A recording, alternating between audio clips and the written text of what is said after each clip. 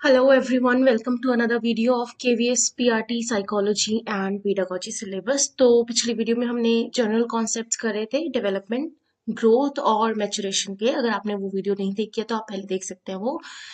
इस वीडियो में हम बात करेंगे डेवलपमेंट की स्टेजेस की।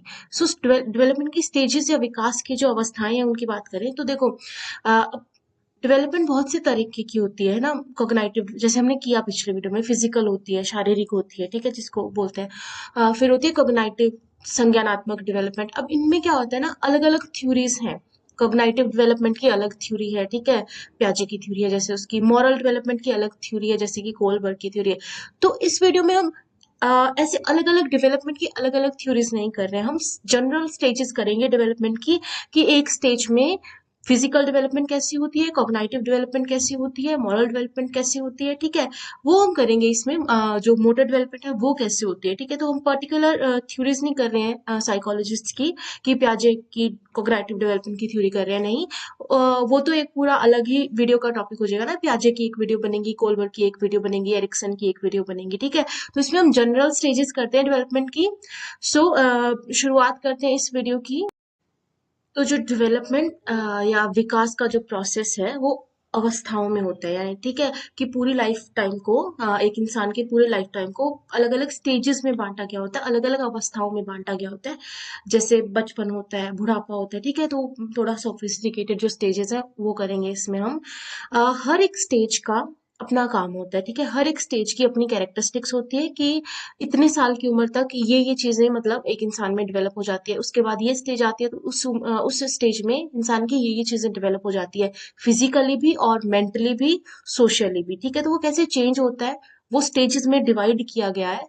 मोर और लेस ये सेम रहती है कि इतनी उम्र तक सब में वो पर्टिकुलर चेंजेस आ जाते हैं, बट इंडिविजुअल जो डिफरेंसेस हैं वो देखने को मिलते हैं, मतलब कि व्यक्तिगत भिन्नताएं देखने को मिलती है। किसी में एक जो डेवलपमेंटल टास्क है किसी एक पर्टिकुलर स्टेज का, किसी एक पर्टिकुलर अवस्था का, वो पहले हो जाता है।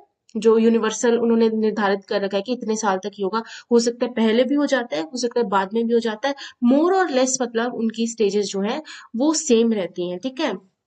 सो वही सब लिखा है इसमें भी कि डेवलपमेंट या विकास का जो प्रोसेस होता है वो अवस्थाओं में होता है, स्टेजेस में होता है।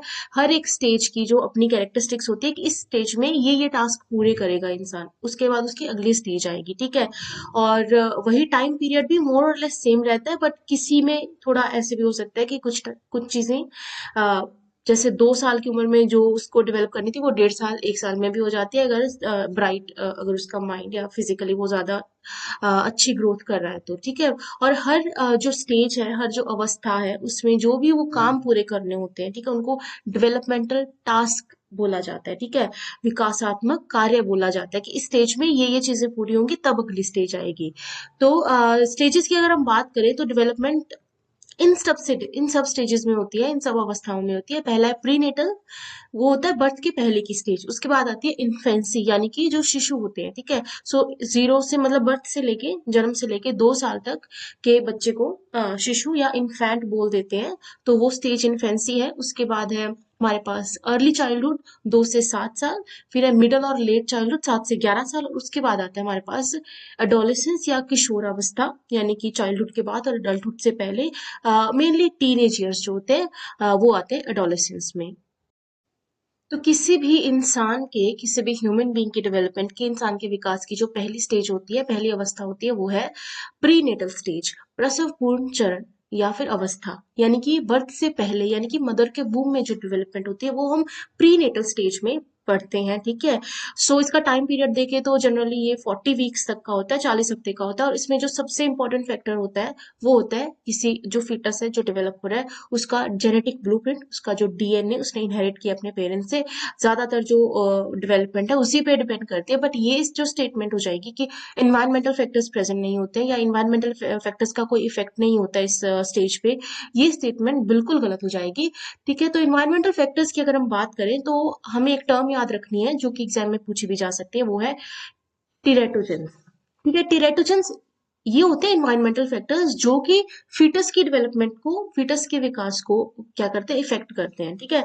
ये हो सकता है जैसे रेडिएशंस का एक्सपोजर, वो भी चेंज कर सकता है, एबनॉर्मेलिटीज लेके आ सकता है, किसी तरह का इन्फेक्शन फैल जाता है या ड्रग्स यूज करना, ठीक है। तो ये सब जो आता है वो टेरेटोजेंस का एग्जांपल्स होती है। टेरेटोजेंस मतलब जो मदर कंज्यूम कर रही है वो भी टेरेटोजन की एग्जांपल हो सकती है। इसके अलावा जो फिजिकल फैक्टर्स हैं इन्वायरमेंट में, रेडिएशंस वगैरह, वो भी टेरेटोजेंस होते हैं, ठीक है। सो ये स्टेटमेंट बिल्कुल गलत है कि इन्वायरमेंटल फैक्टर्स इफेक्ट नहीं करते हैं। और ये जो टर्म है ये हमें याद रखनी है, एमसीक्यूज में पूछी जा सकती है कि टेरेटोजेंस होते क्या है। और इन्वायरमेंटल फैक्टर्स के अलावा मतलब टेरेटोजेंस जो इन्वायरमेंट, उसके अलावा जो चीज प्रीनेटल स्टेज में फीटस की डेवलपमेंट को इफेक्ट करती है वो है मदर से रिलेटेड चीजें, कि मदर की हेल्थ कैसी है, मदर को न्यूट्रिशन मिल पा रहा है या नहीं है, मदर स्ट्रेस में है या नहीं है। तो ये चीजें भी जो है एक फीटस की डेवलपमेंट को इफेक्ट करती है। तो मदर की कंडीशन और जो टेरेटोजेंस है उन पे डिपेंड, वो एडवर्सली इफेक्ट कर सकती हैं फीटस की डेवलपमेंट को, ठीक है।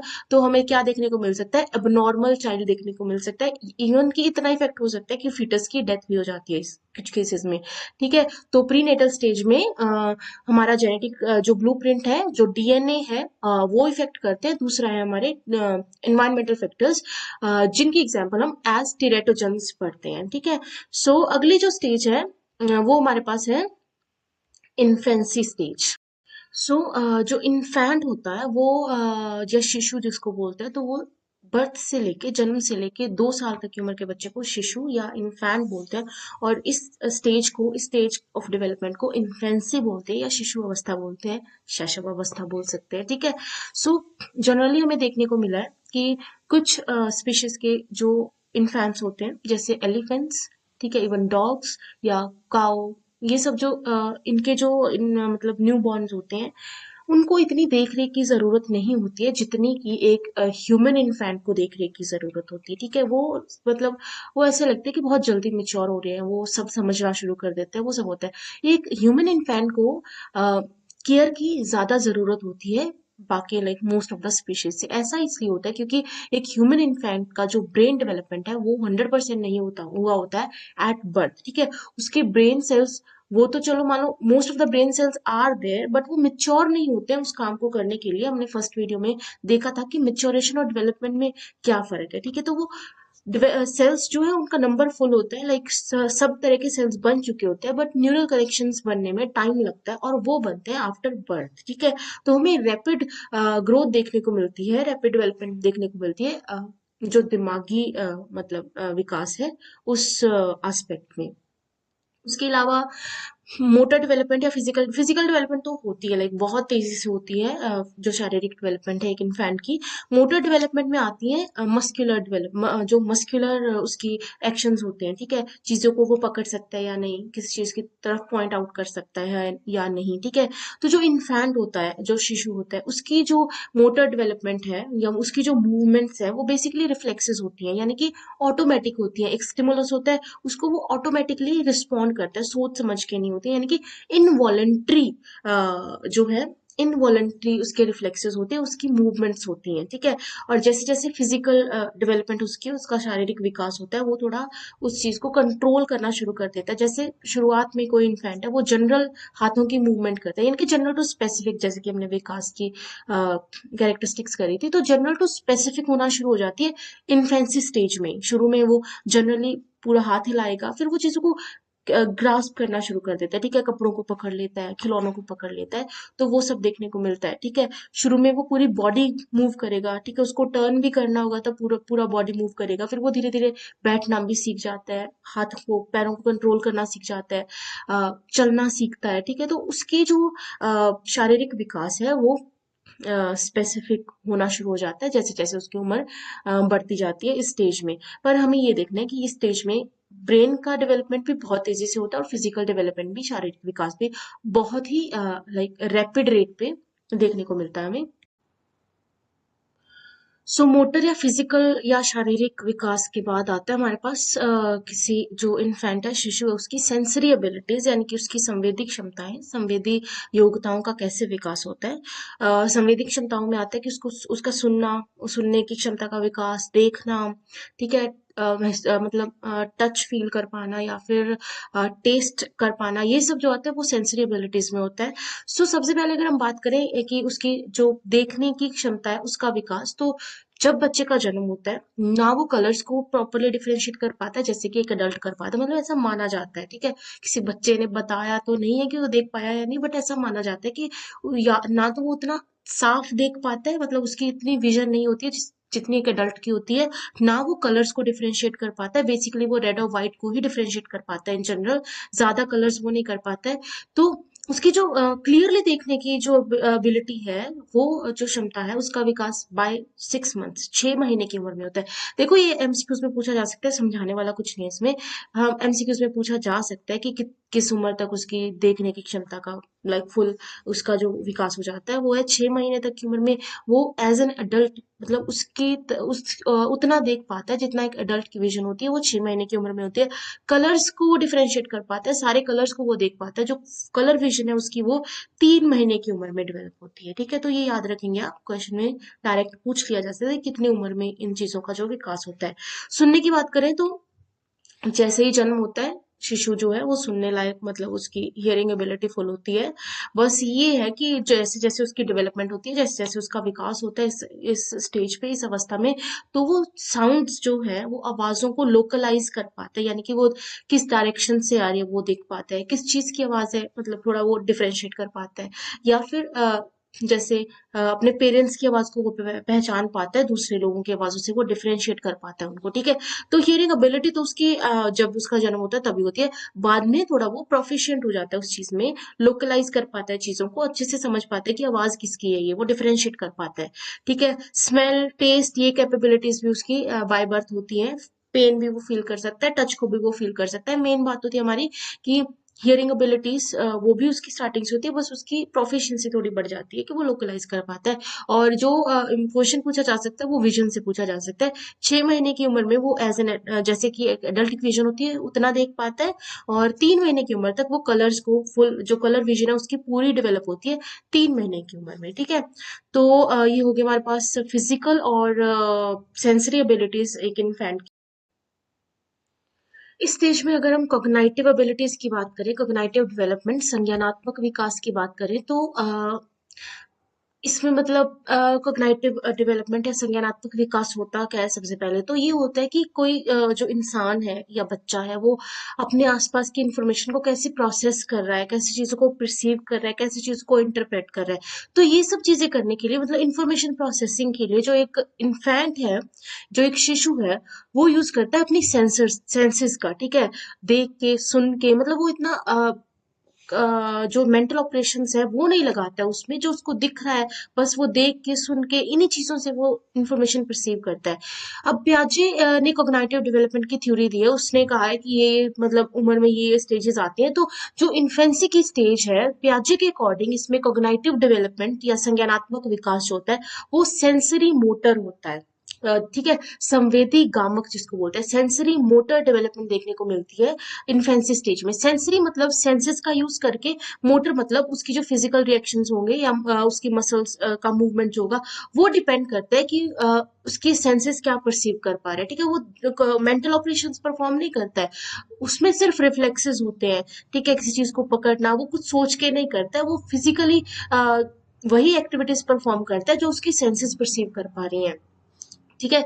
तो पियाजे ने इस स्टेज को सेंसरी मोटर स्टेज बोला है। तो जैसे कि किसी इंफैन को हमने लिया हुआ है, हमने उसकी तरफ ऐसे कुछ भी हाथ हिलाया या आंखें झपकाई, तो वो सोचेगा नहीं, उसने देखा और वो उसी को रिस्पॉन्ड करेगा, वो भी सेम एक्शंस करने की कोशिश करेगा बिना मेंटल ऑपरेशंस के, बिना किसी कारण के। वो सिर्फ अपनी जो सेंसेस हैं उनको कोऑर्डिनेट करता है फिजिकल मूवमेंट के साथ, तो इसी को सेंसरी मोटर स्टेज बोलते हैं। एक और जो यहाँ पे इम्पोर्टेंट फैक्ट बताया पियाजे ने कॉग्निटिव डेवलपमेंट में, वो था ऑब्जेक्ट परमानेंस का ना होना, वस्तु स्थायित्व का ना होना, ठीक है। वस्तु स्थायित्व या ऑब्जेक्ट परमानेंस का मतलब होता है कि एक इन्फेंट को लगता है कि जब तक कोई चीज उसके सामने है वो तभी तक एग्जिस्ट करती है, ठीक है। उसके सामने से हटा के मैं हमने कहीं और रख दी, अब वो देख नहीं पा रहा है उस चीज को, तो उसको लगता है कि अब वो चीज एग्जिस्ट करना ही बंद हो गई है, ठीक है। हमें तो नहीं लगता ना, क्योंकि हम में जो है ऑब्जेक्ट परमानेंस आ चुकी होती है। एक इन्फेंट में ऑब्जेक्ट परमानेंस नहीं होती है, यानी कि इन्फेंसी स्टेज में लैक ऑफ ऑब्जेक्ट परमानेंस है, वो भी इसका एक इम्पॉर्टेंट फीचर है, ठीक है। सो कॉग्निटिव डेवलपमेंट में हमें याद रखना है कि मेंटल ऑपरेशंस नहीं परफॉर्म करता है, वो इतना सोचता नहीं है कुछ भी एक्टिविटी करने से पहले। जो उसकी सेंसेस परसीव कर रही है वो ज्यादातर कॉपी करने की कोशिश करता है, यानी कि अपनी सेंसेस को अपने फिजिकल मूवमेंट के साथ वो कोऑर्डिनेट करने की कोशिश करता है इन्फेंसी स्टेज में। तो कॉग्निटिव डेवलपमेंट के बाद अब हम देखते हैं कि इस स्टेज में, इन्फेंसी स्टेज में, शिशु अवस्था में सामाजिक भावनात्मक विकास कैसे होता है, सोशियो इमोशनल डेवलपमेंट एक चाइल्ड की कैसे होती है, ठीक है। तो हमने देखा कि वो आवाजें पहचानता है, वो प्रेफर करता है अपनी मदर की कंपनी या अपने पेरेंट्स की कंपनी दूसरे लोगों से ज्यादा प्रेफर करता है, ठीक है। तो मदर की कंपनी को प्रेफर करना अकॉर्डिंग टू स्टडीज वो इसलिए नहीं होता है कि क्योंकि उसको नरिशमेंट वहां से मिलता है, वो इसलिए होता है क्योंकि उसको कांटेक्ट कंफर्ट वहां से मिलता है, उसको प्यार वहां से मिलता है, सहलाया उसी इंसान के द्वारा ज्यादा दिया जाता है, ठीक है। तो इसमें नरिशमेंट का रोल कम रहता है अटैचमेंट में, पेरेंट्स के साथ एक इन्फेंट के अटैचमेंट में वो उसी इंसान के साथ ज्यादा अटैच होगा जहां से उसको प्यार मिलता है या कंफर्ट मिलता है, ठीक है। जैसे कि हार्लो एंड हार्लो की 1962 की स्टडी रही है मंकीज पे, तो इस स्टडी में भी यही प्रूव हुआ कि नरिशमेंट देना is not an important factor of for attachment. Contact comfort यानी कि कहाँ से उसको प्यार मिल रहा है, कहाँ कौन उसको ज्यादा सहला रहा है, किसके साथ वो ज्यादा टाइम स्पेंड कर रहा है, वो इंपॉर्टेंट फैक्टर है अटैचमेंट जो है वो बनने में। तो इस स्टडी में एक मंकी, जैसे बेबी मंकीज पे ये स्टडी थी, तो बेबी मंकीज को बर्थ के कुछ ही घंटों में रियल मदर से अलग कर लिया गया। अब दो तरह की वहां पे उन्होंने मदर्स बनाई, एक तो वायर वाली मदर थी, एक थी क्लोथ वाली मदर, ठीक है, कपड़े की सॉफ्ट थी, जो एक थी तारों से बनी हुई हार्ड वायर वाली मदर थी। सो हार्ड वायर वाली मदर से उसको मिलता था नरिशमेंट, ठीक है, खाना मिलता था। सॉफ्ट वायर जो क्लॉथ वाली या कपड़े वाली मम्मी थी उनकी, जो उन्होंने मदर बनाई, वहां से खाना नहीं मिलता था, वहां से वो जाके उसके साथ टाइम स्पेंड करते क्योंकि वो सॉफ्ट थी, ठीक है। तो बाद में देखने को ये मिला स्टडी के एंड पे कि इन मंकीज की अटैचमेंट जहां से खाना मिलता था यानी कि वायर वाली मंकीज से कम हुई, इनकी अटैचमेंट क्लोथ यानी कि कपड़े वाली मंकी से ज्यादा हुई। तो इसी से हमें देखने को मिला कि जो इन्फेंट्स होते हैं, जो शिशु होते हैं, उनकी अटैचमेंट जो होती है वो कॉन्टेक्ट कंफर्ट की वजह से होती है, ना कि उनको नरिशमेंट कौन प्रोवाइड करा रहा है, ठीक है। सो सोशल इमोशनल डेवलपमेंट में इतना ही कि जो उनकी केयर कर रहा है उनके साथ उनकी अटैचमेंट हो जाती है। केयर कर रहा है मतलब फिजिकली जो उनकी केयर कर रहा है, ना कि सिर्फ जो उनको नरिशमेंट प्रोवाइड कर रहा है। तो हमें याद रखना है कि ये स्टडी की गई थी by Harlow and Harlow, rhesus monkeys पे ये स्टडी की गई थी, जिसका कंक्लूजन ये देखने को मिला था। तो दो स्टेजेस हमने देख लिए अब तक। पहली हमने देखी है प्री नेटल स्टेज, ठीक है, बर्थ से पहले की स्टेज। फिर हमने देखी है इन्फेंसी, शिशु अवस्था, 2 साल तक की उम्र के बच्चे में जो डेवलपमेंट होती है। तीसरी स्टेज अब हम देखेंगे अर्ली चाइल्डहुड, जो कि होती है 2 से 7 साल के बच्चों में। अर्ली चाइल्डहुड अगर हम देखें तो वही होता है, फिजिकल डेवलपमेंट यहाँ पे होती है, मोटर डेवलपमेंट होती है, कॉग्निटिव डेवलपमेंट होती है, ठीक है। यहाँ पे मेन बात आती है, जो फैक्ट हम याद रख सकते हैं कि अर्ली चाइल्डहुड में मोरालिटी, नैतिकता बच्चों में देखने को मिलती है, वो थोड़ा पहचानना शुरू कर देते हैं अच्छा और बुरा, ठीक है। तो सेंस ऑफ मोरालिटी डेवलप होनी शुरू हो जाती है अर्ली चाइल्डहुड में, तो ये नई डेवलपमेंट है। फिजिकल डेवलपमेंट की अगर हम बात करें तो इन्फेंसी से फिजिकल डेवलपमेंट का रेट जो है वो कम हो जाता है, थोड़ा स्लो डाउन कर जाती है शिशु अवस्था से अर्ली चाइल्डहुड जो है, कम रेट पे ग्रो करते हैं बच्चे, ठीक है। प्रिंसिपल्स वही रहते हैं, फिजिकल डेवलपमेंट सिफेलोपॉडली जो हमने किया था कि बच्चे की जो डेवलपमेंट होती है अर्ली चाइल्डहुड में वो होती है सर से लेके पैर तक, यानी कि वो अपनी अपर बॉडी को पहले कंट्रोल करता है फिर लोअर बॉडी को कंट्रोल करता है, यानी कि ऊपर से नीचे तक की डेवलपमेंट देखने को मिलती है। और दूसरा है हमारा, अगर हम बॉडी की एक्सेस देखें, यानी कि हमारी बॉडी में अगर हम सेंटर लाइन एक लगा दें तो सेंटर लाइन के आसपास जो डेवलपमेंट होती है वो पहले देखने को मिलती है। उस सेंटर लाइन से जितना दूर जाओगे बॉडी में उतना ही डेवलपमेंट जो है लेट होती है, ठीक है। सो जैसे कि स्पाइनल कॉर्ड की डेवलपमेंट ज्यादा पहले देखने को मिलती है हमें देन की उसके आसपास के ऑर्गन्स की डेवलपमेंट। तो दो ये प्रिंसिपल्स फॉलो करते हैं अर्ली चाइल्डहुड फिजिकल डेवलपमेंट शारीरिक विकास का, सिफेलोकॉर्डली, और दूसरा है प्रोक्सिमो डाइस्टल ट्रेंड, ठीक है। मोटर डेवलपमेंट पेशीय विकास की अगर हम बात करें तो हर साल मतलब नया जो डेवलपमेंटल टास्क है, जैसे 3 साल की उम्र में वो जंप करना शुरू कर देता है, भागना शुरू कर देता है, ठीक है, चीजों को उठाना, चीजों को पकड़ना वो शुरू कर देता है। 4 साल की उम्र में वो सीढ़ियां चढ़ पाता है। सीढ़ियां मतलब सीढ़ियां तो वो पहले भी जैसे क्रॉल करके भी चढ़ लेता था। 4 साल की उम्र में होता है कि एक सीढ़ी पे एक पैर रख के, मतलब इतना कंट्रोल उसमें आ जाता है, ठीक है, कि वो सीढ़ियां चढ़ पाता है। 5 साल की उम्र में वो रनिंग को कंट्रोल करने लगता है, अपनी आई मूवमेंट के साथ उसको कोऑर्डिनेट करने लगता है कि हाँ, इस तरफ देख के भागना है, किसी के अंदर मतलब वो किसी में जाके टकराता नहीं है, ठीक है। तो उसकी एक कंट्रोल जो है उसकी बॉडी पे उसका आ जाता है 5 साल की उम्र तक। परफेक्ट कंट्रोल होता है उसका बॉडी मूवमेंट्स का और आई मूवमेंट्स का या सेंसेस का, ठीक है। तो मोटर डेवलपमेंट की ये स्टेजेस हैं कुछ। 3 साल की उम्र में जंपिंग, रनिंग, पकड़ना चीजों को। 4 साल की उम्र में ये होता है कि एक पैर से एक सीढ़ी चढ़ पाना। और 5 साल की उम्र में फुल कंट्रोल होता है आई मूवमेंट के साथ उसके फिजिकल मूवमेंट का। इसमें देखो समझाने वाला कुछ नहीं है, बस ये पूछा जा सकता है कि डेवलपमेंटल टास्क किस उम्र में क्या हो सकता है, किस उम्र में वो सीढ़ियां लाइक एक पैर से मतलब प्रॉपर सीढ़ियां जैसे एडल्ट्स क्लाइंब करते हैं वैसे वो चढ़ सकता है सीढ़ियां, ठीक है। मतलब इसमें कुछ साइंस नहीं है, ये फैक्ट्स हैं जो याद करने पड़ेंगे हमें, ठीक है। कि कोई पूछ ले तो हम क्यों छोड़े ना, ये तो इजी मार्क्स हैं। हमें छोड़ने नहीं, हमें याद कर लेना कि इस साल की उम्र में ये डेवलपमेंटल टास्क बच्चे में देखने को मिलते हैं। सो फिजिकल डेवलपमेंट में दो प्रिंसिपल्स हैं, सेफेलोकॉर्डली और प्रॉक्सिमोडायस्टल ट्रेंड, और मोटर डेवलपमेंट की ये जो है स्टेजेस हैं। इसके बाद आता है कॉग्नाइटिव डेवलपमेंट। कॉग्नाइटिव डेवलपमेंट संज्ञानात्मक विकास। संज्ञानात्मक विकास की थ्योरी दी थी पियाजे ने। तो पियाजे के अकॉर्डिंग जो पहले की मतलब स्टेज थी, इन्फेंसी थी, उसमें कॉग्नाइटिव डेवलपमेंट होती थी सेंसरी मोटर डेवलपमेंट। और यहाँ पे होती है प्री ऑपरेशनल थॉट, ठीक है।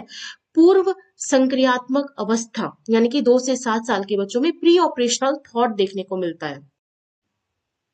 प्री ऑपरेशनल थॉट का मतलब कि अभी वो मेंटल ऑपरेशंस परफॉर्म नहीं कर पा रहा। मेंटल ऑपरेशंस परफॉर्म करना कि वो लॉजिक लगा सकना, ठीक है, सोचने में लॉजिक नहीं लगा पा रहा है, तो ऑपरेशंस से मेंटल ऑपरेशन से पहले की स्टेज है, पूर्व संक्रियात्मक अवस्था है। मेंटल ऑपरेशन यानी लॉजिक से ध्यान रखना है, मेंटल ऑपरेशंस परफॉर्म करना यानी कि लॉजिक लगा के चीजों को समझना, ठीक है। तो वो तो सब ठीक है, उसमें लॉजिक नहीं लग पाते, बट ऐसा नहीं कि उसकी सोच ही डेवलप नहीं हो पाती है, इनफेंसी जैसी ही सोच है, ऐसा नहीं है। यहाँ पे उसमें ऑब्जेक्ट परमानेंस देखने को मिलती है बच्चे में, ठीक है। जो हमने इनफेंसी स्टेज में ये किया था कि ऑब्जेक्ट परमानेंस नहीं होती है, वस्तु स्थायित्व नहीं होता है, इसमें वो इमेज बना लेते हैं चीजों की कि हाँ ये चीज एग्जिस्ट करती है, इवन इफ ये मेरे अब मम्मी पापा उसके सामने नहीं है, बट वो एग्जिस्ट करते हैं। कोई उसका फेवरेट खिलौना है, वो उसको ढूंढता है कि कहाँ गया मेरा वो खिलौना, है ना, क्योंकि उसको पता है वो एग्जिस्ट करता है, वो मेरे को मिल नहीं रहा है, ठीक है। तो ऑब्जेक्ट परमानेंस हमें देखने को मिलती है। और प्री ऑपरेशनल थॉट की एग्जांपल हो सकती है, मतलब वो लॉजिक नहीं लगा पाने की एग्जांपल हो सकती है, जैसे पहली बार एक बच्चे ने कोई ब्लैक कलर का डॉग देखा, उसने पूछा ये क्या, हमने बता दिया इसको डॉग कहते हैं, ठीक है।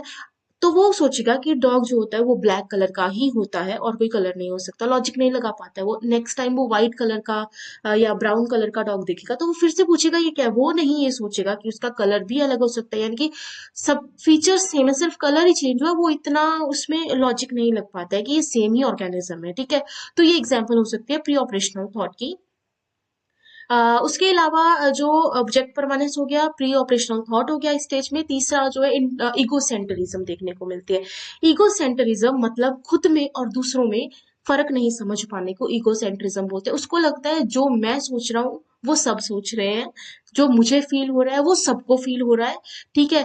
जो उसे दिख रहा है वो ही सबको दिख रहा है, जो उसके एक्सपीरियंस है वो ही सबके एक्सपीरियंस है। तो ईगो सेंट्रिज्म मतलब कि वो फर्क ही नहीं कर पाता है खुद में और दूसरों में। उसको लगता है जो एक्सपीरियंसेस लाइफ में मेरे हैं वही सब उसी टाइम पे वो सबको ही हो रहे हैं, ठीक है। तो इसको ईगो सेंटरिज्म बोलते हैं। ईगो सेंटरिज्म की एक और पर्सपेक्टिव हम देख सकते हैं, एस्पेक्ट हम देख सकते हैं, वो है कि एनिमिज्म। एनिमिज्म मतलब बच्चों को बेजान चीजों में जान डालने की आदत हो जाती है, जैसे वो कहीं गिर गया, ठीक है, उसको टेबल की कहीं लगी तो बच्चों को उसको वो रोता है, टेबल के साथ टकरा जाता है तो ठीक है, फिर हम टेबल को मारते हैं कि नहीं नहीं इसने तुम्हें मारा, ठीक है। तो वो एनिमिज्म देखने को मिलता है। एनिमिज्म यानी कि वो नॉन लिविंग थिंग्स को भी लिविंग मानता है इस प्री ऑपरेशनल स्टेज में, यानी कि 2 से 7 साल की उम्र में, यानी कि ये जो अर्ली चाइल्डहुड है, ठीक है। सो एक और जो कॉन्सेप्ट है वो है इंट्यूटिव थॉट। बच्चों में इंट्यूटिव थॉट देखने को मिलता है। इंट्यूटिव यानी कि बच्चे बहुत क्वेश्चंस पूछते हैं 2 से 7 साल की उम्र में, जो अर्ली चाइल्डहुड होता है। वो लॉजिकल हो नहीं हो, बहुत क्वेश्चंस पूछते हैं वो, ये क्यों हो रहा है, ये क्या हो रहा है, इसका रंग ऐसे कैसे है, ये यहाँ क्यों है, ये स्काई ऐसे कैसे है, बारिश कहाँ से आ रही है, पेड़ ये, मतलब बहुत क्वेश्चंस पूछते हैं वो, ठीक है। तो वो होता है उनका इंट्यूटिव थॉट। एक और फीचर कॉग्निटिव डेवलपमेंट स्टेज में है, वो है सेंटरेशन, ठीक है। सेंटरेशन यानी कि केंद्रीकरण। सेंटरेशन या केंद्रीकरण का मतलब है कि जो इस स्टेज के जो बच्चे होते हैं वो बेसिकली किसी भी चीज के, किसी भी सिचुएशन के, किसी भी प्रॉब्लम के या किसी भी ऑब्जेक्ट के सिर्फ एक ही एस्पेक्ट पे ध्यान दे पाते हैं। वो उनको उसको हर एस्पेक्ट से नहीं सोच पाते। एग्जाम्पल के तौर पर अगर हम देखें कि बर्थडे पार्टी में बच्चे गए हैं, ठीक है, तो वहां पर जैसे केक के स्लाइसेस मिल रहे हैं सबको, तो वो ध्यान देंगे कि मेरे को एक केक का स्लाइस मिला है, किसी दूसरे बच्चे को दो मिले। वो इस चीज पे ध्यान नहीं देंगे कि तुम्हें बड़ा केक का स्लाइस मिला है, दूसरे को दो छोटे मिले हैं, ठीक है। तो वो क्वांटिटी पे वैसे ध्यान नहीं दे पाते। उसको लग रहा है कि अगर उसके पास दो केक के स्लाइसेस है तो उसके पास क्वांटिटी भी ज्यादा होगी, मेरे को एक ही केक का स्लाइस मिला है, ठीक है। इसी तरीके से अगर उनको किसी लाइक जूस अगर उनको दिया जाए, ठीक है, जूस अगर बड़े ग्लास में दिया जाए, चौड़े ग्लास में दिया जाए, और जूस की क्वांटिटी उतनी ही हो जो छोटे ग्लास में हमने भरा है, तो वो दोनों में डिफरेंशिएट नहीं कर पाएगा। उसको लगेगा कि अगर ग्लास बड़ा है तो उसमें जूस की क्वांटिटी भी ज्यादा ही होगी, ठीक है, ग्लास छोटा है तो उसमें जूस की क्वांटिटी भी कम ही होगी। यानी कि वो ग्लास के साइज पे ध्यान दे पा रहा है, जूस की क्वांटिटी पे ध्यान नहीं दे पा रहा है। तो वो एक सिचुएशन में एक ही एस्पेक्ट को सोच पाता है, दूसरे एस्पेक्ट को नहीं सोच पाता है। इसी को बोलते हैं केंद्रीकरण, ठीक है। तो ऑब्जेक्ट परमानेंस आता है, इगोसेंट्रिज्म देखने को मिलता है, एनिमिज्म देखने को मिलता है, और सेंटरेशन देखने को मिलता है हमें दिस स्टेज में, यानी कि अर्ली चाइल्डहुड में, यानी कि 2 से 7 साल की। अर्ली चाइल्डहुड के बाद अगली जो स्टेज आती है वो हमारे पास है मिडल और late childhood. Middle and late childhood की स्टेज ये 7 से 11 साल के बच्चों में देखने को मिलती है। और पियाजे की कॉग्निटिव डेवलपमेंट की जो थ्योरी है, जो उसकी संज्ञानात्मक विकास की जो थ्योरी है, इसके अकॉर्डिंग इस स्टेज को कॉन्क्रीट ऑपरेशनल स्टेज कहा गया है, या फिर मूर्त संक्रियात्मक स्टेज। कॉन्क्रीट अब देखो मैंने आपको पहले भी बताया था ऑपरेशनल स्टेज इसका नाम क्यों कहा गया। ऑपरेशंस का मतलब होता है लॉजिक लगा पाना। इससे पहले की स्टेज प्री ऑपरेशनल थी, यानी कि लॉजिक से पहले की स्टेज थी। इसमें बच्चा लॉजिक लगा पाता है, जो कॉन्क्रीट ऑपरेशनल स्टेज होती है, ठीक है। इसके कुछ और जो फीचर्स हम देखें तो वो होता है, एक तो डिसेंट्रेशन, विकेंद्रीकरण हो जाता है। पहले वाली स्टेज में हमने कहा था कि केंद्रीकरण होता है, यानी कि एक चीज की एक ही एस्पेक्ट पे वो ध्यान दे पाता है। जैसे केक के स्लाइसेस की हमने बात करी थी। तो इस स्टेज में जो बच्चा होता है, मूर्त संक्रियात्मक स्टेज में जो बच्चा होता है, उसमें डिसेंटरेशन, विकेंद्रीकरण देखने को मिलता है। अब वो एक ही चीज के अलग अलग एस्पेक्ट्स पे ध्यान दे सकता है, ठीक है। नंबर ऑफ अगर उसको स्लाइसेस कम मिले हैं तो वो ये लॉजिक लगा सकता है कि ठीक है, मेरे पास स्लाइसेस का जो साइज है वो भी बड़ा है, नंबर कम होने से क्या होता है, ठीक है। तो ये इस स्टेज में देखने को मिलता है। इसके अलावा हमें रिवर्सिबिलिटी देखने को मिलती है उसके थॉट प्रोसेस में। रिवर्सिबिलिटी एग्जांपल से अगर हम देखें तो किसी 7 से 11 साल यानी कि इस एज ग्रुप का जो बच्चा, उसके सामने दो भाई बहन खड़े हैं, हम किसी एक को पॉइंट करके बताते हैं कि ये इसका भाई है, ठीक है। तो वो रिवर्स सोच सकता है कि जो दूसरा बच्चा है वो उसकी बहन है, ठीक है। तो हमने एक ही रिलेशन बताया, वो रिवर्स सोच सकता है। ये प्री ऑपरेशनल स्टेज में जो है ये थिंकिंग प्रोसेस है वो देखने को नहीं मिलता है, तो इसको बोलते हैं रिवर्सिबिलिटी। और इस स्टेज पे जो है लैंग्वेज एक्विजिशन बहुत तेजी से होती है, क्योंकि कॉग्निटिव एबिलिटीज बच्चे की थोड़ा लॉजिक भी लगाना शुरू कर देता है, वो भी डेवलप होती है। संज्ञानात्मक विकास होने की वजह से लैंग्वेज का जो है, भाषा का जो विकास है, वो काफी तेजी से देखने को मिलता है। इसके अलावा आप सोशल इमोशनल डेवलपमेंट देखिए, सामाजिक भावनात्मक अगर विकास की हम बात करें 7 से 11 साल की उम्र के बच्चों में, तो इसमें 3 एस्पेक्ट्स हैं। एक तो वो सेल्फ यानी कि खुद के बारे में वो क्या सोचता है वो देखेंगे। एक जेंडर रोल्स, वो आसपास से देखता है कि हाँ लड़कों का लाइक ऐसा ही रोल होता है, ठीक है। लड़कियों का ये ड्यूटीज जो भी है वो घर में देखता है, आसपास देखता है, सोसाइटी में देखता है। तो वो सब वो जेंडर रोल्स थोड़ा समझना शुरू कर देता है। आजकल थोड़ा ये लाइन ब्लर हो रही है खासकर शहरों में, ठीक है, पर इस एज में वो थोड़ा समझना शुरू कर देता है जेंडर रोल्स को भी। इसके अलावा नैतिक विकास भी इसी जो स्टेज में हमें देखने को मिलता है। सबसे पहले सेल्फ की बात करें तो इससे पहले की जो स्टेज थी, अर्ली चाइल्डहुड की जो स्टेज थी, उसमें उसका जो सेल्फ का जो भी मतलब खुद के बारे में जो सोचता है वो सिर्फ फिजिकल एस्पेक्ट, शारीरिक जो एस्पेक्ट्स है वही सोचता है। मैं लंबा हूँ, मैं पतला हूँ, मेरा मतलब आंखों का रंग ऐसा है, बालों का रंग ऐसा है, ठीक है। पर इस स्टेज में मिडिल और लेट चाइल्डहुड में जो बच्चा है वो अपने इंटरनल कैरेक्टरिस्टिक्स पे भी ध्यान देता है, ठीक है। जैसे वो खुद पे प्राउड फील करता है, ठीक है। मतलब उसको लगता है कि मैंने कुछ अच्छा काम किया, तो उसको प्राइड वाली फीलिंग भी इस एज में देखने को मिलती है, ठीक है। इसके अलावा उसको पता होता है कि मैं किस चीजों में अच्छा हूँ, या मैंने कोई चीज बुरी करी है तो उसको पता, यानी कि अपने इंटरनल कैरेक्टरिस्टिक्स पता होती है। जैसे क्लास में बच्चा होता है, उसको टीचर कोई काम देता है तो वो उसमें प्राउड फील करता है कि ठीक है मैं इंपॉर्टेंट हूँ, मैं कुछ अच्छा ही कर रहा हूँ, इसलिए मेरे को रिस्पॉन्सिबिलिटी भी दी जा रही है, ठीक है। तो अर्ली चाइल्डहुड में सेल्फ का कॉन्सेप्ट सिर्फ फिजिकल कैरेक्टरिस्टिक्स तक सीमित रहता है, शारीरिक कैरेक्टरिस्टिक्स तक सीमित रहता है। लेट और मिडिल चाइल्डहुड में वो अपने इंटरनल कैरेक्टरिस्टिक्स को भी देखना शुरू कर देता है। इसके अलावा सोशल ग्रुप्स भी हमें देखने को मिलते हैं। इस साल के बच्चे, इस एज ग्रुप के जो बच्चे होते हैं वो ग्रुप्स में बैठना शुरू कर देते हैं क्लास में भी, ठीक है। वो खुद को आइडेंटिफाई करते हैं कि हाँ मैं ऐसा हूँ, ये मेरे टाइप के बच्चे हैं तो मैं इनके साथ बैठता हूँ, ठीक है। हमें देखने को मिलता है कि पीछे बैठने वालों का ग्रुप, आगे बैठने वालों का ग्रुप, ये पहले की क्लासेस में हमें देखने को नहीं मिलता है। 7 से 11 साल की उम्र में ये जो सोशल कंपैरिजन शुरू हो जाता है, तुम ऐसे, ये ऐसे, मैं ऐसा, ये मेरी तरह की है, ये ऐसा, वो जो है इस उम्र में सोचना शुरू कर देते हैं। सामाजिक भावनात्मक विकास में ये था। इसके अलावा इस एज ग्रुप में हमें नैतिक विकास, मॉरल डेवलपमेंट देखने को मिलता है। मॉरल डेवलपमेंट या नैतिक विकास की अगर हम बात करें तो एक्चुअल जैसे कि संज्ञानात्मक विकास की पियाजे की थ्योरी है, उसी तरह से नैतिक विकास की कोलबर्ग की थ्योरी है, ठीक है। उसमें उन्होंने डिटेल में समझाया हुआ है कि किस स्टेज में किस तरह की मॉरल डेवलपमेंट देखने को मिलती है। उसके लिए एक अलग वीडियो बनाएंगे। फिलहाल इस स्टेज पे अगर हम जनरली बात करें तो बच्चा जो है सही गलत में थोड़ा पहचानना शुरू कर देता है। इससे पहले की स्टेज में ऐसा में मॉरल डेवलपमेंट देखने को नहीं मिलता है, ठीक है। उसको अपनी गलतियों का एहसास होने लगता है, वो गिल्ट फील करना शुरू कर देता है, वो दूसरों के पर्सपेक्ट, जैसे कि पहले की स्टेज में तो हमने ईगोसेंट्रिज्म देखा था ना, उसको लगता था कि जैसा मैं सोच रहा हूँ, जो मेरे एक्सपीरियंसेस है वही सब फील कर रहे हैं। तो अब ऐसा नहीं रहता है, वो दूसरों के पर्सपेक्टिव से भी सोचना शुरू कर देता है, दूसरों की हेल्प करने में आगे आता है। तो ये जो डेवलपमेंट है, नैतिक जो विकास है, इस स्टेज में देखने को मिलती है, जहां वो सही और गलत को पहचानना शुरू कर देता है, अपनी गलतियों को भी पहचानना शुरू कर देता है, ठीक है। बाकी कोलबर्ग की थ्योरी है वो तो ऑल टुगेदर डिफरेंट वीडियो है कि किस तरह का विकास किस जो है स्टेज में देखने को मिलता है। सो मिडिल चाइल्डहुड के मेजर कैरेक्टरिस्टिक्स तो यही थे। उसके बाद हमारे पास जो इम्पोर्टेंट स्टेज आती है वो है एडोलेसेंस। एडोलेसेंस यानी कि किशोर अवस्था।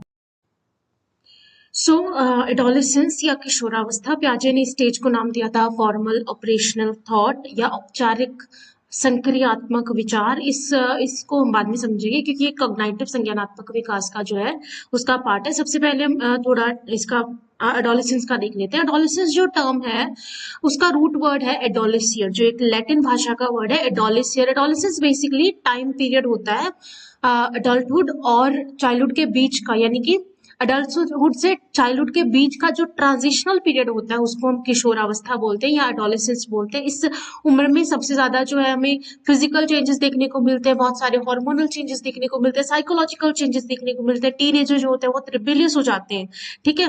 तो सबसे पहले फिजिकल चेंजेस की अगर हम बात करें, शारीरिक विकास की बात करें, तो सबसे इंपॉर्टेंट जो फिजिकल चेंजेस होते हैं वो है कि इस एज में सेक्सुअल मेच्योरिटी अटेन करते हैं जो बच्चे होते हैं या एडोलेसेंट्स जो होते हैं, टीनेजर्स जो होते हैं। दो तरह के सेक्सुअल कैरेक्टरिस्टिक्स डेवलप होते हैं इस एज में। एक तो है प्राइमरी, जिसको मूल लैंगिक लक्षण बोलते हैं, ठीक है। आप इसको लिख लेना, मेरे को यहाँ पे हिंदी जो है इंसर्ट नहीं हुआ था। और दूसरा है गौण लैंगिक लक्षण या फिर सेकेंडरी सेक्स ऑर्गन्स या सेक्स कैरेक्टरिस्टिक्स जो होते हैं। तो प्राइमरी सेक्सुअल कैरेक्टरिस्टिक्स वो होते हैं जो डायरेक्टली रिप्रोडक्शन से जो होते हैं उससे रिलेटेड होते हैं। सेकेंडरी जो कैरेक्टरिस्टिक्स होते हैं वो डायरेक्टली रिलेटेड नहीं होते हैं रिप्रोडक्शन से। ये होते हैं जैसे फेशियल हेयर या फिर डेवलपमेंट ऑफ ब्रेस्ट, या फिर इसके अलावा जैसे लड़कों में आवाज भारी हो जाना, ठीक है। तो इनका डायरेक्ट लिंक नहीं होता है सेक्सुअल रिप्रोडक्शन से, ये सेकेंडरी सेक्सुअल कैरेक्टरिस्टिक्स होते हैं, ठीक है। प्राइमरी जिनका डायरेक्ट लिंक होता है रिप्रोडक्शन से, उन जो ऑर्गन्स का मेच्योर होना वो प्राइमरी सेक्सुअल कैरेक्टरिस्टिक्स की डेवलपमेंट में आता है।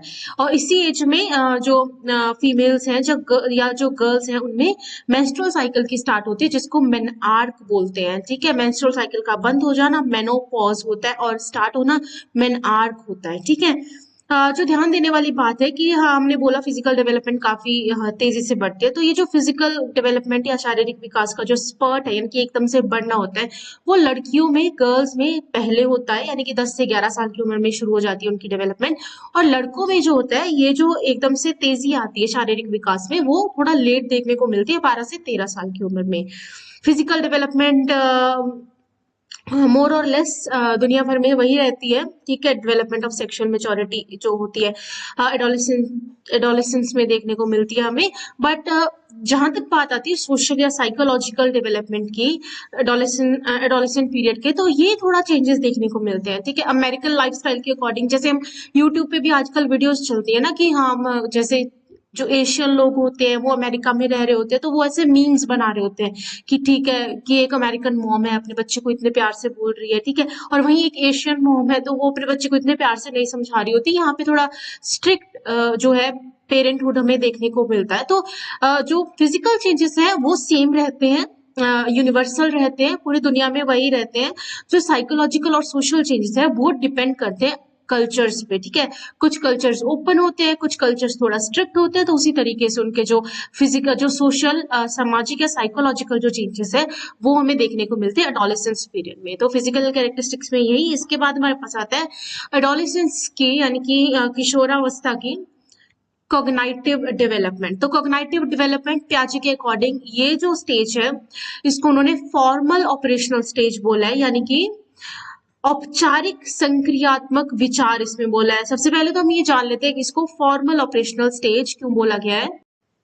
इससे पहले की जो स्टेज थी उसको हमने कंक्रीट ऑपरेशनल स्टेज बोला था। कंक्रीट यानी कि मूर्त, यानी कि सिर्फ उन्हीं चीजों पे लॉजिक लगा सकता था बच्चा जो कि उसके सामने मौजूद होती हैं। यहाँ पे वो इमेजिनरी सिचुएशन सोच सकता है, इमेजिनरी लोग सोच सकता है। ठीक है, एब्स्ट्रैक्ट थिंकिंग हो सकती है। एब्स्ट्रैक्ट थिंकिंग यानी कि जो उसके आंखों के सामने है भी नहीं या जो एग्जिस्ट भी नहीं करती, यानी कि इमेजिन करके चीजें सोचने लगता है। ठीक है, तो ये फॉर्मल ऑपरेशनल थॉट या जो है हम इसको बोलते हैं कि औपचारिक संक्रियात्मक विचार है, यानी कि जो चीजें हैं भी नहीं वो भी वो माइंड में लेके सोच सकता है। इससे पहले मूर्त था जो उसके सामने, सिर्फ उसी पे वो लॉजिक लगाता है।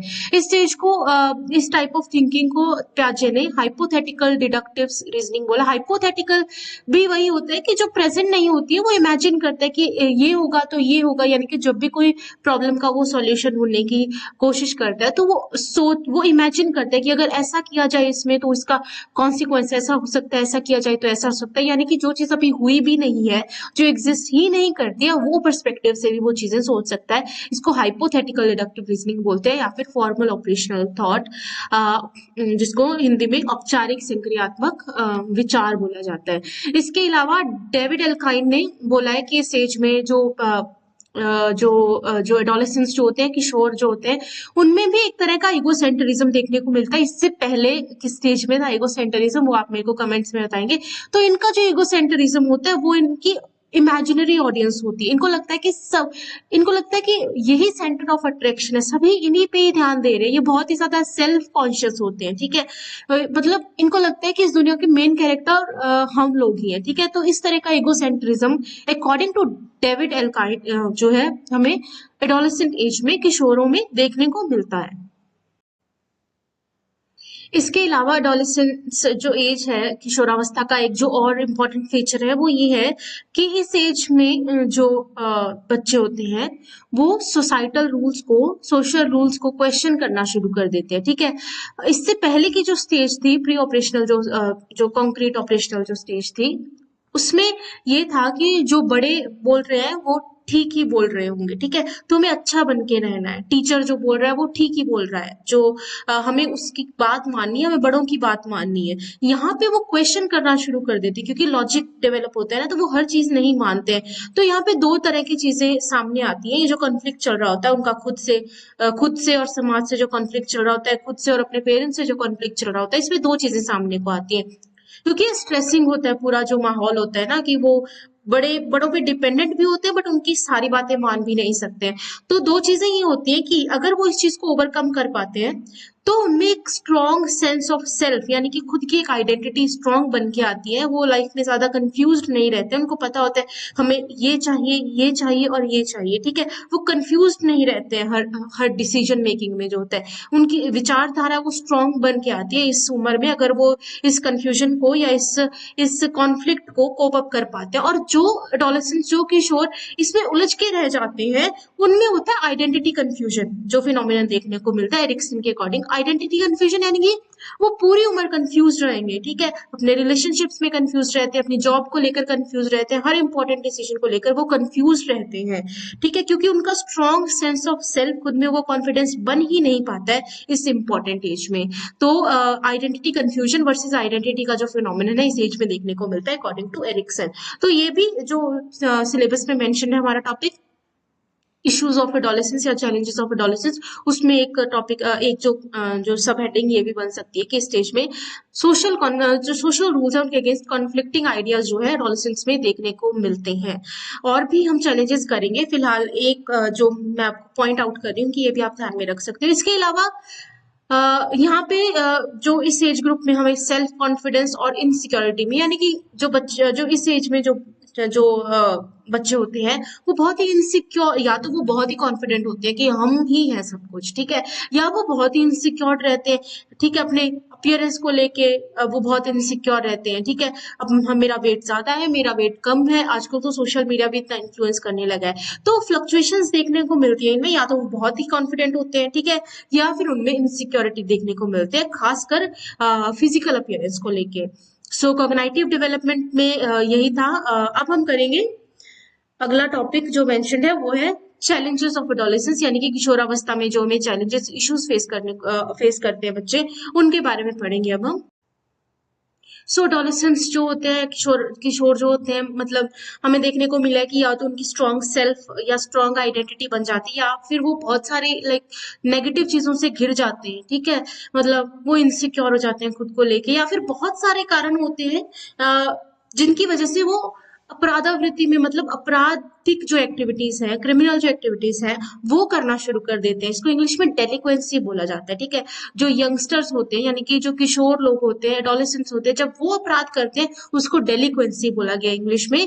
तो ये जो डेलिक्वेंसी होती है, फर्स्ट ऑफ ऑल तो ये कोई, मतलब इसमें रेंज ऑफ क्राइम्स आते हैं, ठीक है, छोटी चोरी चकारी से लेके सेक्सुअल असॉल्ट या मर्डर तक, यानी कि पूरा रेंज ऑफ क्राइम है वो डेलिक्वेंसी में आता है। कारण इसका यही रहता है कि या तो स्कूल में इश्यूज या रैगिंग, बुलिंग जो बच्चे फेस करते हैं, या उनके फाइनेंशियल कंडीशन उनके घर में ठीक नहीं होती है, ठीक है, या फिर सोसाइटी से या फिर पेरेंट्स से उनको इतना सपोर्ट नहीं मिला होता है कि वो इवेंचुअली क्राइम्स करने पे आ जाते हैं। एक और जो कारण रहता है वो रहता है ड्रग अब्यूज, मतलब एडोलेसेंस एज जो है, किशोरावस्था का खुद का मतलब एक अलग से इशू है ड्रग, बट ड्रग्स की वजह से वो क्राइम्स भी करते हैं, ठीक है, तो ये सब पार्ट भी रहता है उसका। तो काफी सारे कारणों की वजह से क्रिमिनल एक्ट्स करते हैं जो किशोर होते हैं।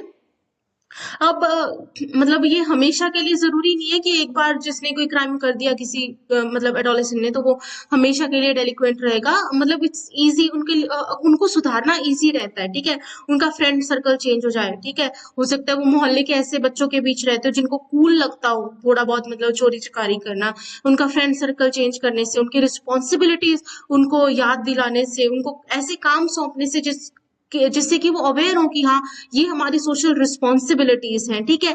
उनका जो खुद की तरफ जो नजरिया है, यानी कि खुद के तरफ जो वो इनसिक्योरिटी फील करते हैं, उससे अगर हम ओवरकम कर पाए, उनको सेल्फ वर्थ हम अगर याद दिला पाए, तो भी वो ये जो क्राइम करना बंद कर सकते हैं। और इम्पोर्टेंट बात है कि उनको ऐसे रोल मॉडल्स हम उसके आगे लाएं, ऐसे एग्जाम्पल्स उनको दे कि ठीक है, इन जो लोगों ने अपनी इस एज में इतनी सारे इश्यूज फेस किए, फिर भी इन्होंने काफी मतलब उन्होंने अपने काफी सक्सेस पाई है, काफी सफलता पाई अपने जीवन में, ये सब चीजें ओवरकम करके। तो ये सब जो चीजें हैं ये मतलब उनको हेल्प कर सकती हैं कि वो इस क्राइम की दुनिया से, अपराध की दुनिया से थोड़ा आगे बढ़े और नॉर्मल लाइफ जैसे कि बाकी सब लोग जीते हैं वैसा जी सके। तो डेलिक्वेंसी जो एक मुद्दा रहता है, चैलेंज रहता है एडोलेसेंस का। इसके अलावा हमें देखने को मिलता है सब्सटेंस सब्सटेंस अब्यूज यानी कि ड्रग अब्यूज, यानी कि मतलब शराब, नशा, ठीक है, या फिर स्मोकिंग, ये सब जो है एडोलेसेंस में आजकल कॉमन हो गया है ज्यादा, क्योंकि अवेलेबिलिटी बढ़ गई है इन सब चीजों की। होता क्यों है, वही मतलब बहुत ही स्ट्रेसफुल फेज ऑफ लाइफ है, मतलब हर तरह का स्ट्रेस इनको झेलना पड़ता है, और इतने मेच्योर ये होते नहीं है कि उनको उन स्ट्रेसेस को इजीली झेल पाए, तो दे रिजॉर्ट टू सब्सटेंस अब्यूज। वो ड्रग्स लेना शुरू कर देते हैं, वो शराब पीना शुरू करते हैं, वो जो है स्मोकिंग शुरू कर देते हैं।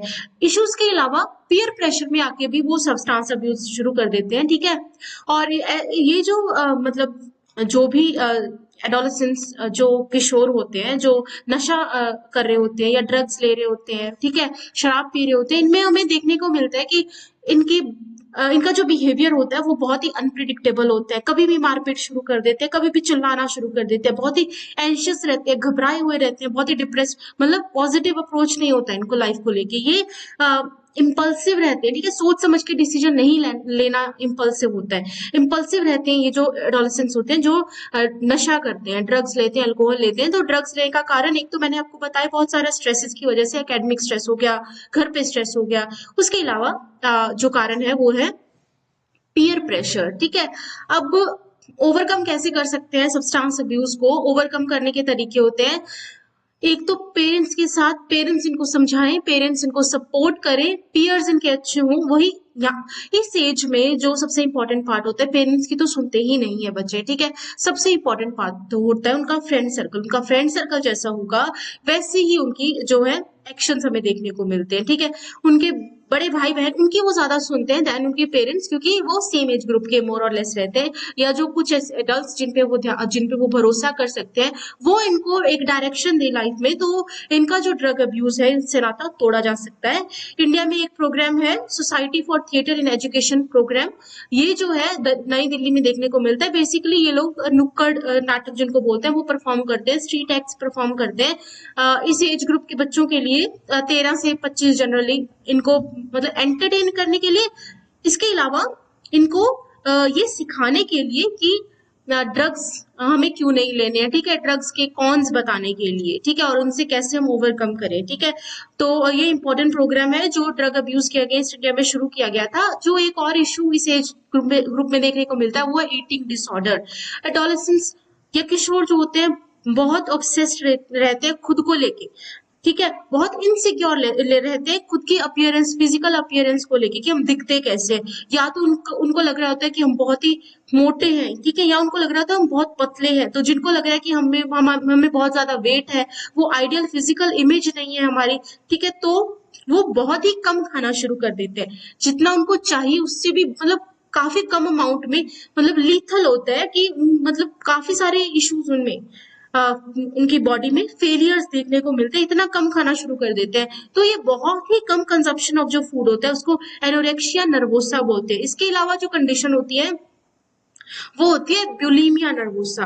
ये देखो मेंटल डिसऑर्डर्स होते हैं, ठीक है, उनके दिमाग में चल रहा होता है कि हम बहुत ऐसा दिख रहे हैं, हमें बहुत पतला दिख रहा है, तो हम खाना ही बंद कर दें, ठीक है, एक्सरसाइज नहीं, खाना बंद कर दें। तो ये मेंटल डिसऑर्डर्स होते हैं बेसिकली, जो बाद में फिजिकल रूप में, क्योंकि खाएंगे नहीं तो न्यूट्रिशन नहीं मिलेगा, तो तरह तरह की बीमारियां देखने को मिलती है। इवन की ये डेथ तक हो सकते हैं। इस हद तक लोग जो है खाना कम कर देते हैं। इसमें बुलिमिया में क्या होता है, वो खाने को कंट्रोल ही नहीं कर पाते, वो बहुत सारा खाएंगे पर फिर उनको होता है कि हमने बहुत ज्यादा एक्स्ट्रा कैलोरीज लेनी है, तो वो क्या करेंगे, उसको डाइजेस्ट नहीं होने देंगे। वो चाहेंगे कि जल्दी से जल्दी जो खाना है हमारे बॉडी से, इससे पहले कि ये पूरा डाइजेस्ट हो और हमको लगे और हमारा वेट बढ़े, इससे पहले ये बाहर आ जाए। तो उल्टी करना, ऐसी दवाइयां लेना जिससे कि उनको एकदम से उल्टी आती है, वो बुलिमिया नर्वोसा है, ठीक है। तो ये डिसऑर्डर्स होते हैं, एनोरेक्सिया नर्वोसा और बुलिमिया नर्वोसा। और बेसिकली ये जो है वो फीमेल्स में देखने को मिलते हैं, गर्ल्स में ज्यादा देखने को मिलते हैं, ठीक है, क्योंकि वो आजकल सोशल मीडिया की वजह से भी मतलब एक इमेज बन गई है ना कि इस तरह का दिखेगा इंसान तो ही मतलब क्या कहते हैं, इतने फिल्टर्स लगा देते हैं, उनकी बॉडी ऐसी होती भी नहीं है, हर तरीके से फोटोशॉप करके, तो सबको लगता है कि रियल इमेज ही यही होती है, हमें ऐसा ही बनना है। तो इसी वजह से बहुत ही प्रेशर में आ जाते हैं, बहुत ही इनसिक्योर हो जाते हैं, क्योंकि इतना तो वो उनको एक्सपीरियंस नहीं होता कि ये सही नहीं है, तो वो इस तरह के कदम उठाते हैं। इस तरह की बीमारियां हमें देखने को मिलती है, एनोरेक्सिया नर्वोसा और बुलिमिया। तो ये कुछ डिसऑर्डर्स थे, डिसऑर्डर्स नहीं, ये कुछ इश्यूज थे अडोलेसेंट किशोरावस्था के। सबसे पहले तो आइडेंटिटी कंफ्यूजन हमने कहा, डेलिक्वेंसी, सब्सटेंस अब्यूज और ईटिंग डिसऑर्डर्स। तो इस वीडियो में हमने किया है स्टेजेस ऑफ डेवलपमेंट और इश्यूज रिलेटेड टू एडोलेसेंस। अब अगली वीडियो में मिलते हैं। अगर आपको ये वीडियो पसंद आई हो तो इसको शेयर कीजिएगा, और अगर आपको इसके पीडीएफ चाहिए तो टेलीग्राम लिंक ज्वाइन कर लीजिएगा। मैं आपको इसका लिंक जो है वो डिस्क्रिप्शन बॉक्स में दे दूंगी। ठीक है, thank you so much and bye bye, मिलते हैं अगले वीडियो में।